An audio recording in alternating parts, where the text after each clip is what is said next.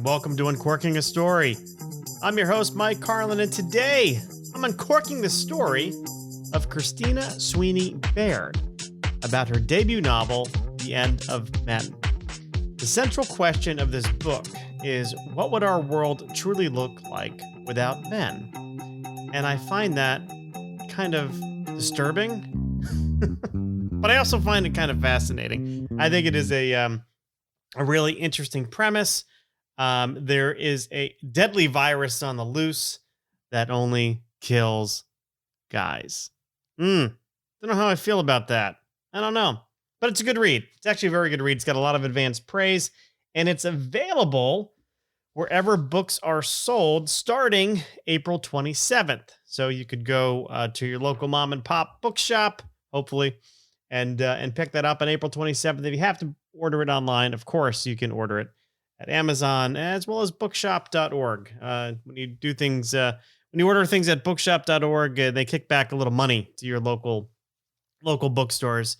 But that's enough about that. I'll play that interview in a moment. But speaking of viruses, I got my second Pfizer shot last week, and I'm going to celebrate by flying down to Florida to spend some time with my mom and dad.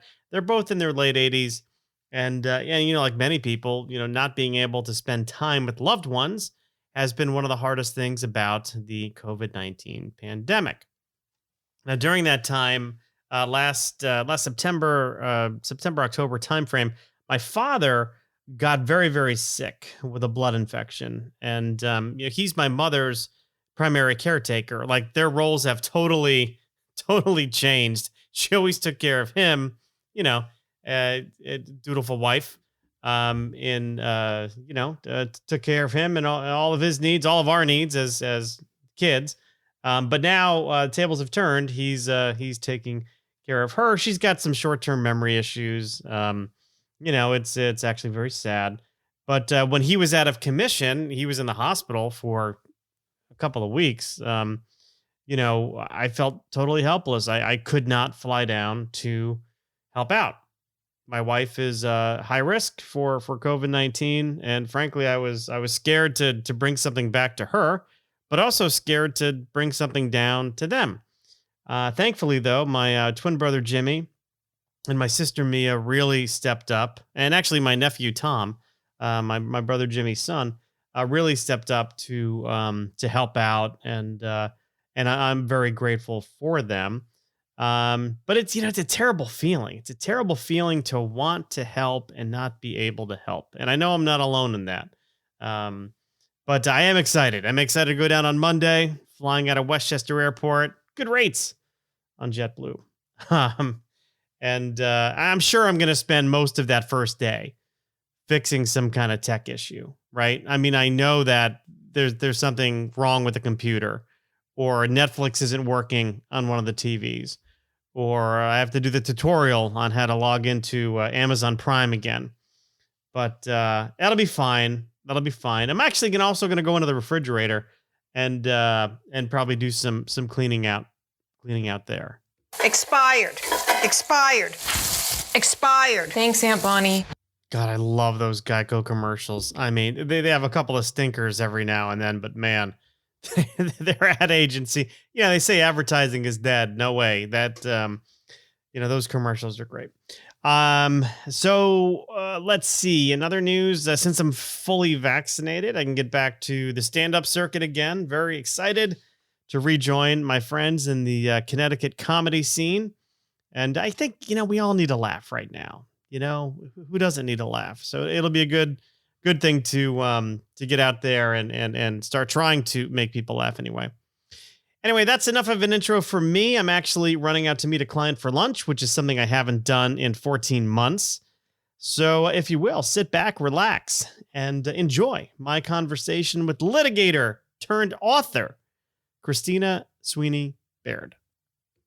So I live in London in the UK, as you can probably also tell from my accent. And I'm 28 and I work as a corporate litigation lawyer alongside writing quite a lot.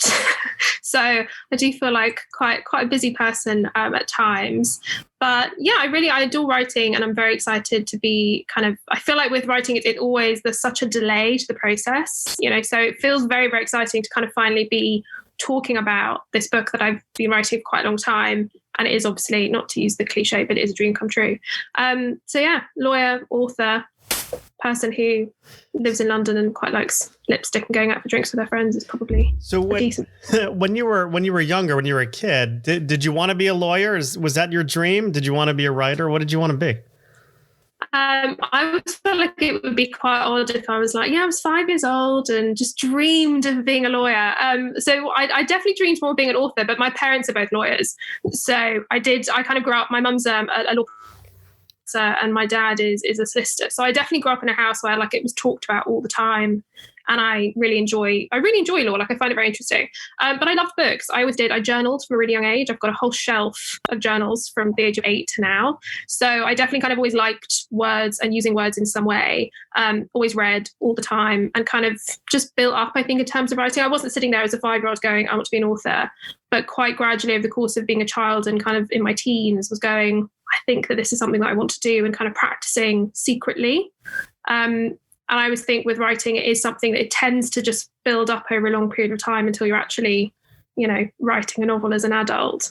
What do you think drew you to writing? And not necessarily as a profession just yet, but as an interest, as a hobby. What was it about writing that you found satisfaction in?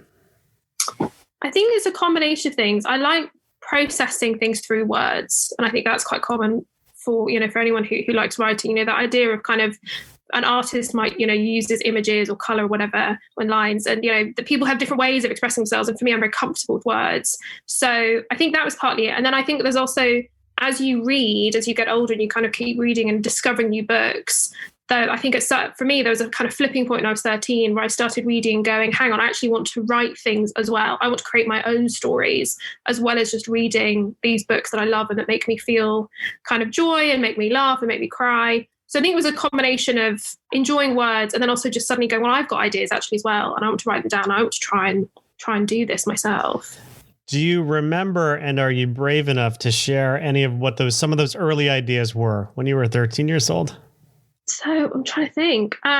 So I did actually write a full historical romance novel, which is definitely a plot twist if you know that my debut novel is called The End of Men and it's speculative fiction. So I've got range. And I'm a huge fan of Julia Quinn. She's one of my long-time favourite authors. She's very, very funny.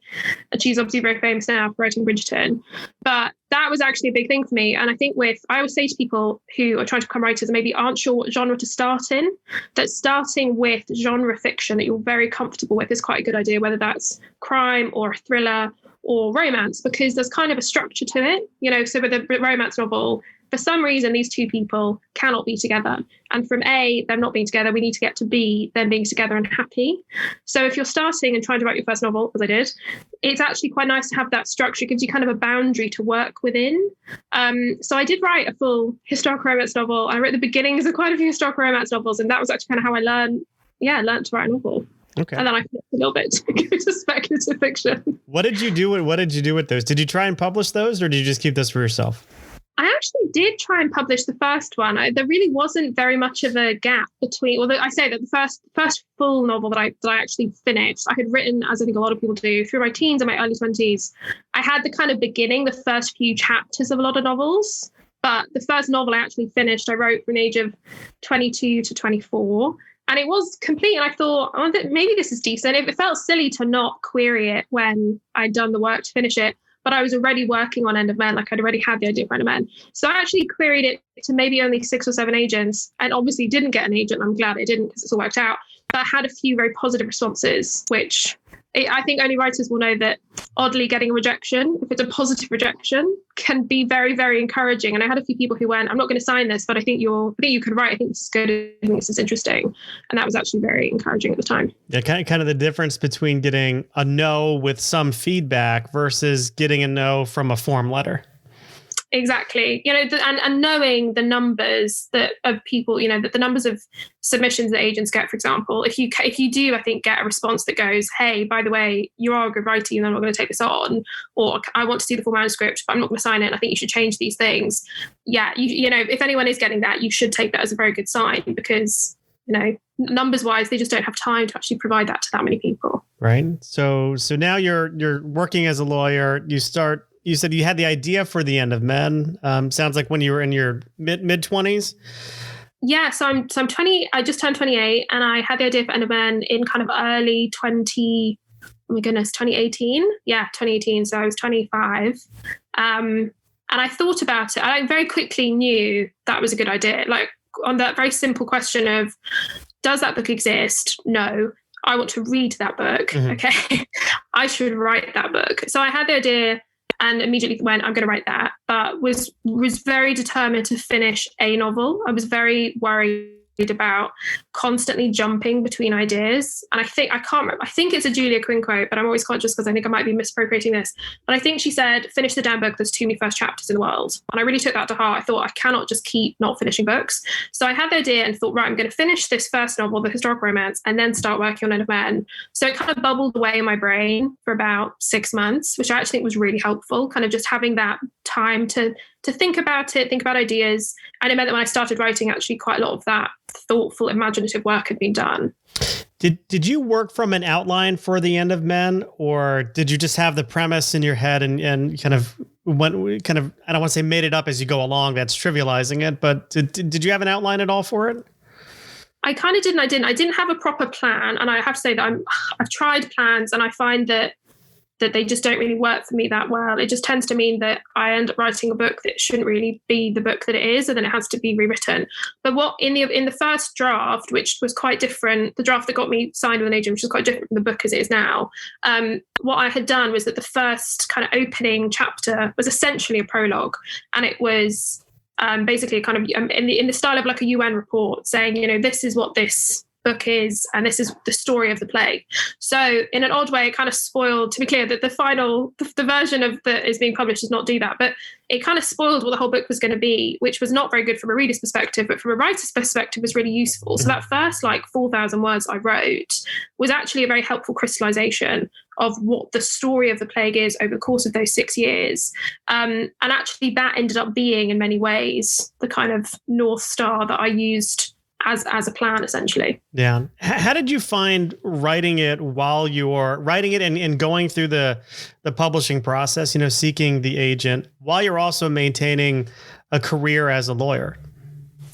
At times I'm very tired, but I think it's, on a practical level, I just think that's how most people are doing it. It's a very rare person who is realistically going to commit full time to writing before you have any idea of if you're good at it, if you're going to be able to monetize it. I don't know anyone who has written a book without working at the same time, I have to say. So I think on a practical level, it's just kind of what you have to do.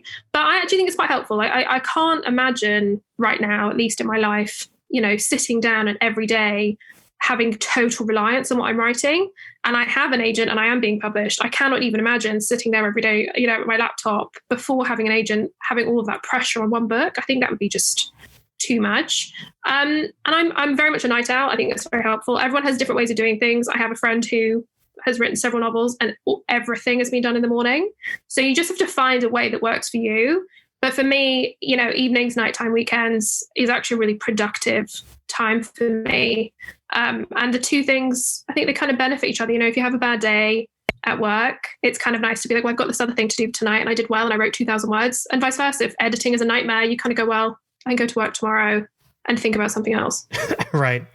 So I'm curious as to how this idea came to you, because I think the idea is fascinating. And when I was reading about it, the first, and take this as a compliment, but the first thing I thought of was The Stand by Stephen King, because it starts off with sort of a plague. I mean, obviously in The Stand, not all the men die, but I'm curious as to how this idea came to you and who kind of your influencers were. So I read World War Z by Max Brooks when I think I've got the movie tie-in version. So I think it was around 2013 maybe that I read it, and that had a huge influence. I still so clearly remember reading it, staying up all night, couldn't put it down. And a big thing about that book for me, for anyone who hasn't read it, it follows kind of a zombie war, and it has this multiple voice style. So it's kind of a UN report, and it follows a really broad like range of perspectives. And I loved that, and you can see the influence of that in The End of Men. And I wanted to really show what this looks like in different countries and for different people.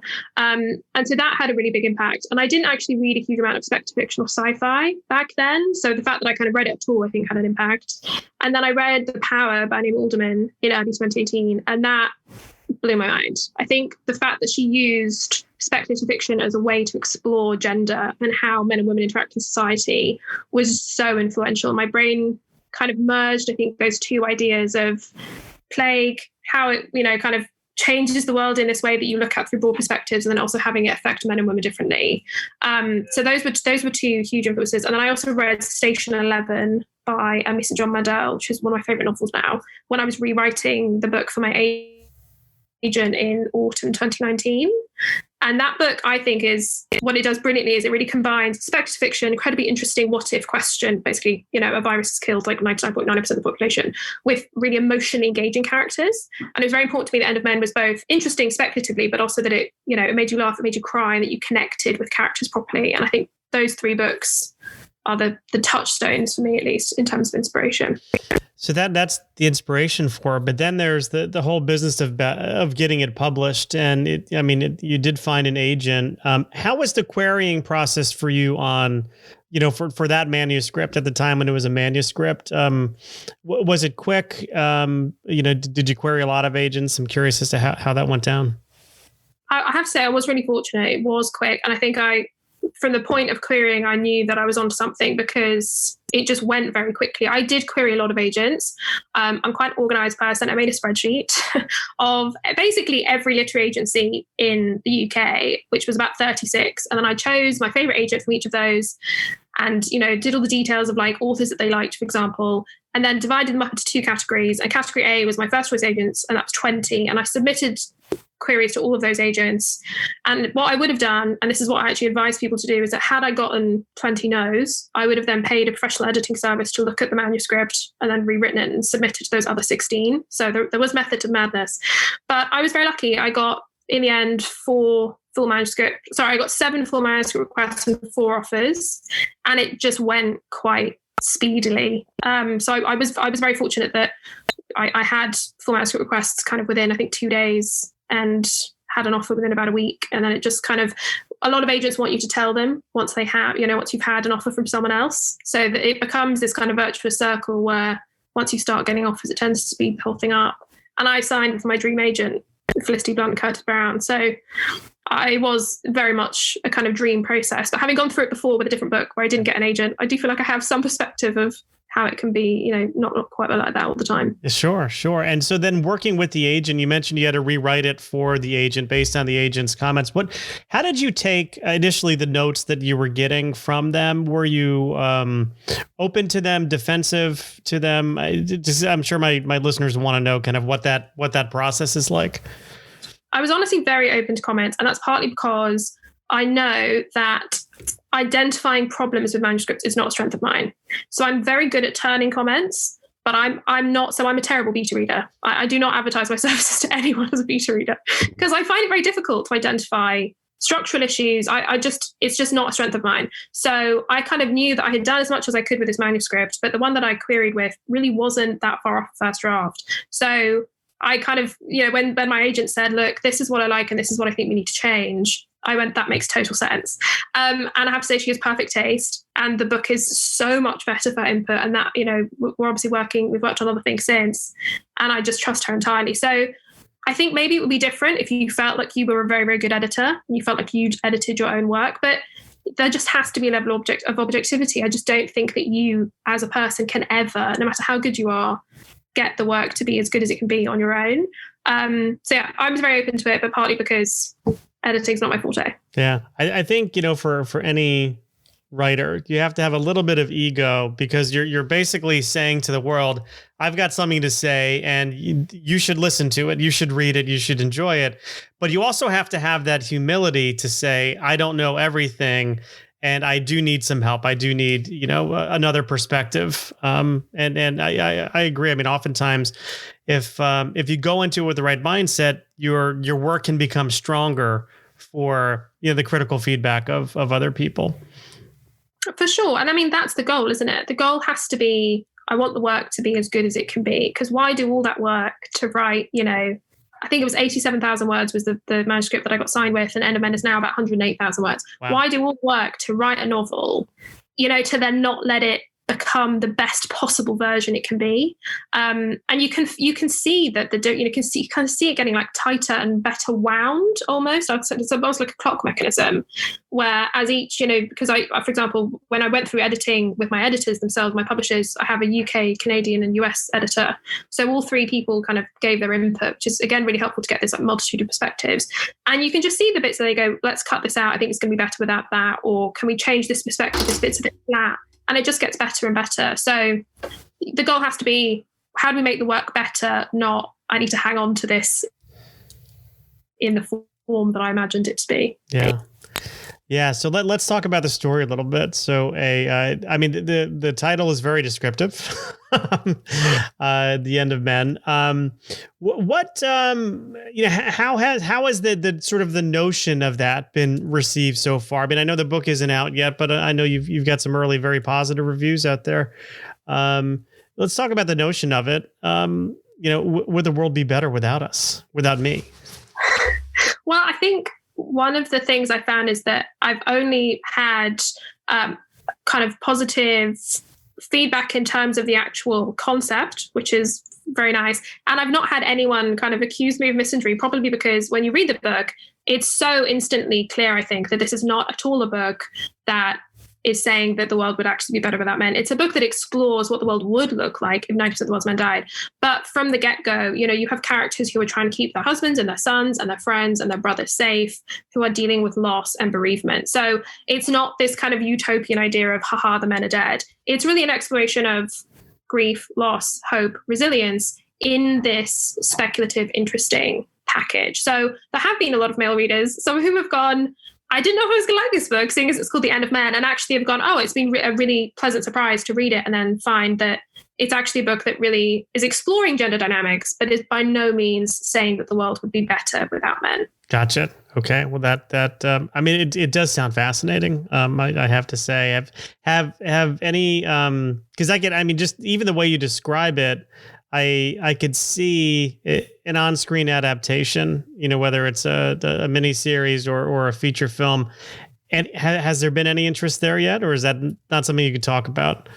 There has. So the TV rights have sold, which is really exciting. I can't say to whom, because it's one of those things where basically the studio that buys the rights then makes its own announcement kind of when it's got things in the way that it wants to. So yes, happily the rights have sold, and I would obviously love to see it actually make its way from the very early stage of we've sold, the option towards it actually being made. I think it would be, I think I write in quite a visual way. I suppose I don't know how anyone else writes, but I tend to think of kind of these like visual scenes.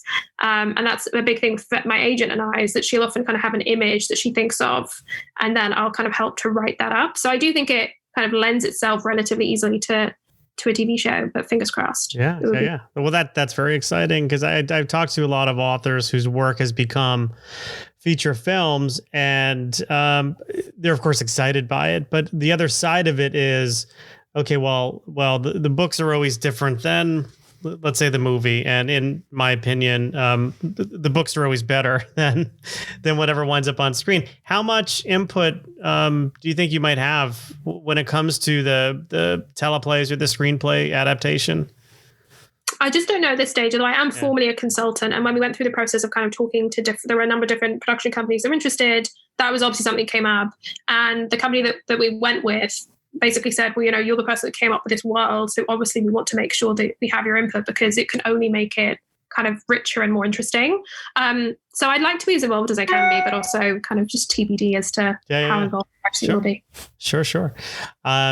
Well, now, so you're kind of living a dream here. I'm thinking back to that, 13 or so year old, child who was thinking about writing and interested in writing. And of course, you go on to become a lawyer, and you write your first, and then you write The End of Men, and has some great success. What advice would you give your younger self if you had to whisper into the ear of that 13-year-old girl? What would you tell her? How would you encourage her? What would you say? That's a very good question. I think a few things. I think the first thing is that you will never regret hard work. I was always someone who worked really hard, knew how to work hard, and kind of had that as a strength of mine. And it's something that I've never regretted. I've never regretted working hard at school. I've never regretted working secretly for years and years away at novels. The work has always, for me, paid off. So I think keeping going with that and building a work ethic over the course of, time that ends up paying dividends down the road, definitely something I would tell myself to kind of keep leaning into. And I think keeping reading, a lot of people I think are bookworms when they're children. And then there's this kind of dropping off that happens for a lot of teenagers where reading stops being as cool. And often people go, I used to read a lot when I was a child, but they don't really read as a teenager or a young adult or indeed an adult. And I just never stopped. Reading and books never stopped being something that felt quite essential to me to function as a person. And that one thing I could have anticipated was, especially now with Instagram and TikTok and kind of social media, that books are actually a really wonderful form of community for a lot of people, myself included. And I found that actually reading has become in some ways cool. So I would also say keep reading, because it will not only continue to be a wonderful thing in my life and a great source of joy, it will help writing enormously. You can't be a writer if you don't read, but also that it will end up kind of coming 360 and becoming quite cool again. So yeah, keep reading, both to former me and also other people. Yeah, and the story is coming out at a very interesting time in the world. I mean, number one, it's a story about a plague or a virus, and we're living in the time of a virus. And I know that, this story was hatched in your mind well before anyone heard the term COVID-19. But it's also coming at a time where people, are forced to slow down a bit. We're forced to stay indoors a bit more. We're forced to sort of be a little bit more insulated. That could have a positive impact on the number of people reading, I imagine. I hope so. I mean, certainly the numbers in the UK have been really interesting in terms of the book sales have gone up, even though for significant periods of the last year, bookshops have been shut, and indeed in the UK are still legally required to be closed. Helpfully, for me at least, I think bookshops in the UK should be opening about 2 weeks before the book comes out. But yeah, I think people have obviously had to, in incredibly unfortunate circumstances, recreate a world and a life for ourselves where we have just not been able to exist as we used to and travel freely and go where we want to go. And so the escape that books provide, you can buy a novel and it's 300 pages of basically going somewhere else when you have to stay home. That has been a really magical thing that I think a lot of people have rediscovered, which is a good thing it's a silver lining of a really awful, awful time. But yeah, I could obviously never have foreseen that when I wrote this book. I started writing it in 2018. I finished writing it in 2019. It was unimaginable that we'd be sitting here in March 2021 talking about a real life pandemic. And yeah. And here we are. So have you made the most of your time during the pandemic? I mean, obviously you have a whole career in as a lawyer, but has this positively impacted you in terms of having time to write and being able to flesh out some stories? So on the one hand, I have written quite a lot. I wrote 2 drafts of a YA novel that I'm going to do another draft of later this year. I kind of did that last year, and I've been working on my next speculative fiction novel, which is now in its kind of second full draft. So I think over the course of the last year, I've written about 200,000 words. Wow. And yet I have found it really difficult. I have just found that the kind of stultifying nature of being in the same place the whole time has been so difficult. I'm quite a sociable person. I love, I work with really interesting, funny, clever people day to day. And it's just been really difficult working from home, being very busy, like my job has been busy. But, I'm sitting in my flat in London and just looking at the same 4 walls the whole time. So I have had time in that obviously I have been able to go out to restaurants or go traveling or whatever. But I've definitely felt a real cost there to me, at least in terms of creativity. It's just very difficult to imagine other things and be interesting and write things that have bubbles of humor and thoughtfulness and insight into people when you are not able to really see people or engage with them. Yeah, I mean, I used to travel so much to do what I do, and I haven't been on an airplane since March of last year. And, I meet colorful people. I basically talk to people for a living, and a lot of those interactions lead to ideas or stories or character traits or something. And just it's not happening now. And it does hurt the creative process. I would agree with you on that. One question I have for you, because I have just such a good feeling about this novel. Are you prepared? How prepared would you say you are for success? Like, let's say overnight you become, and nothing happens overnight. I don't want to minimize that. But let's say you become the next big thing. How prepared do you think you are for the success you might have? Well, thank you, first of all. As a soon-to-be debut, it's lovely when anyone has a good feeling about the book. I think I'm pretty grounded in my life and my writing. So I would say that I am quite prepared insofar as I'm quite clear about what I like to do, why I'm doing it. And even, in terms of having, for example, the next book, it's not there yet, but I mean, having, for example, a draft that I'm working on that will probably be pretty much done before the book comes out, I think that's very helpful. So I really hope End of End does well. I hope that it reaches readers, but it doesn't feel like it's the only thing in my life. I'm already kind of thinking about the next book, and I think that's really important. I think if there's too much pressure on something, whether it does well or not, it just becomes overwhelming. Whereas End of End feels like an incredibly exciting thing that is, a dream part of my career, but also that it's kind of one phase, and I'm already thinking about the next thing. So I would hopefully this is not hubris, but I would like to think I'm quite well prepared. Very good. Very good. Well, the book remind me, when does the book come on sale? It is out in the US and Canada on the 27th of April, and it's out in the UK on the 29th of April. Okay. And if people wanted to look up more information about you is it available for pre-order now, or? It is indeed. And in fact, I think right now it is discounted on Barnes & Noble for $14.99. But yes, you can pre-order it now. And if you want more information about me, I'm quite active on Instagram. I talk about writing quite a lot. I like doing kind of writing tips. And it's just a really interesting way to connect with other readers and writers. And on Instagram, I'm just my full name. I'm also on Twitter a fair amount as well, which is a nice way to kind of connect with people. Yeah. Twitter. I have a love-hate relationship with Twitter. I'd love to connect with people, and then I sometimes hate to see all the comments, but not. I mean, really? Not for me, but just how people go into tangents about whatever it is, politics or health or issues. I think it can be kind of a nasty place at times. I do think that Instagram has a better sense of community in that way. I actually also like the fact that on Instagram, even though it might seem like it's a very image-based platform, the fact that you can do an unlimited caption, means that I think you can actually talk in quite a detailed way about things. Like I did a post last week about rewriting. I kind of got my comments back from my agent, my editorial letter, and I was like, right, I'm going into this rewrite, and this is the process that I tend to use. And I had so many comments from people and DMs from people going, really interesting to hear that, me too, that, this is where I am with my rewriting process. And so actually I think Instagram lends itself in some ways to better conversations, whereas, with Twitter, I mean, this is not a hot take. It's obviously quite a difficult medium in that you're restricted to these very short messages. And I think it becomes quite adversarial quite quickly. But I tend to find, I'm just talking about books basically. So I do tend to find that lots of people give lovely recommendations of books, and I find the authors say interesting things, and I enjoy that. Yeah, very good. Well, you're a lawyer. You are a published author.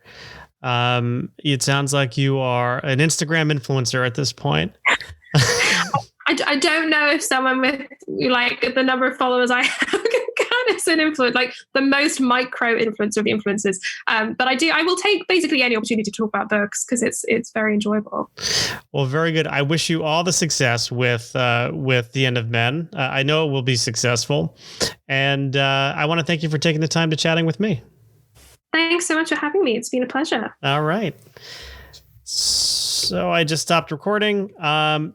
Thank you very much. I know this was, we kept this one to about a half hour, but I often find that if we go on much longer, it starts to get a little tedious. And I thought this was kind of a good part to end at. So, and I'm sure you have a lot of other things you want to do with your evening. So Friday evening in a pandemic, fairly, but yeah, no, that was really interesting. Thank you. Some very thoughtful questions. Thank you. Do you have a lot of these lined up for a tour, or? I have a few. So I think it's one of the things that, so in the UK at least, we are trying to figure out what we will be able to do. So I think it will be kind of hybrid of doing some things online and then doing hopefully some things in person, because bookshops will be open. Whereas in the US, we're doing an online launch, which I'm really excited about. And I think I'm going to be in conversation with, so I don't know if I'm allowed to say, but it will be a very cool speculative fiction author that I really enjoy her work. So should have a few of these kind of conversations lined up. Very good. Well, again, all the best. I wish you great success, as Borat would say, and hope you have a good weekend. Thanks so much. You too. All right. Bye-bye. Bye. Well, that's my interview with Christina Sweeney Baird. As a reminder, her book, The End of Men, can be purchased wherever books are sold and will begin shipping on April 27th. To learn more about me and my books, please head over to MikeCarlin.com. That's Carlin with an O and not an I. Always. I should really change the spelling of my last name. I think it would upset my dad, but man, that O really does throw people off. At MikeCarlin.com, you can get more information on the 8 novels I've written, as well as catch up on past episodes of the Uncorking a Story podcast, which includes interviews with the likes of Tess Gerritsen, Matt Haig, and David Bell. So for all the hardworking men, women, and dogs here at Uncorking a Story in our studios based in Stamford, Connecticut, this is Mike Carlin saying thanks for listening, and until next time.